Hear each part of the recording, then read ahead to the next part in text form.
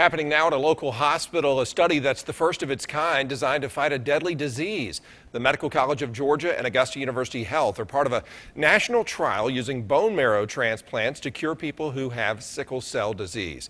Today, we sent News Channel 6's Ashley Osborne to learn more. She's joining us live in our newsroom now with how this really could help patients live a disease-free life.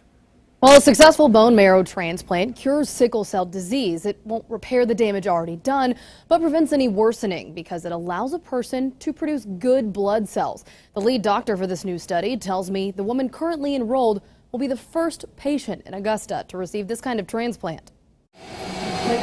Sickle cell disease is inherited and affects roughly 70,000 people in the U.S., typically of African or Mediterranean descent. The bone marrow in these patients produces red blood cells that pile up, blocking blood flow and destroying organs and bones. Dr. Jeremy Mark Panton is a principal investigator for the study. He explains this trial is for sicker patients. We know those patients do have shortened life expectancies, and therefore they have the most to gain from a transplant. He says one of their main challenges is finding a donor match. On average, the chances of finding a donor for transplantation for a patient with sickle cell disease is about 14 to 17%. He says doctors first look to a sibling, but often family members have the disease. This study pulls from the National Donor Registry, but the match rate for an unrelated donor is less than 20%.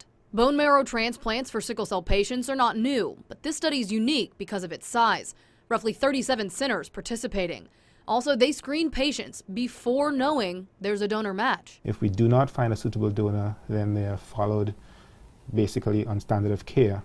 And then we're looking at the outcome at 2 years to see that transplantation was better. Patients will stay in the hospital for at least 2 weeks while blood cells multiply and the immune system gears back up. For you as a transplanter, best case scenario with these patients, what would you like to see? Best case scenario, we have a patient come in for transplantation, have no complications, have full reconstitution of their donor's marrow, and have sickle cell event-free existence.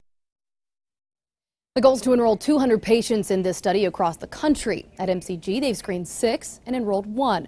Her sister's her bone marrow match.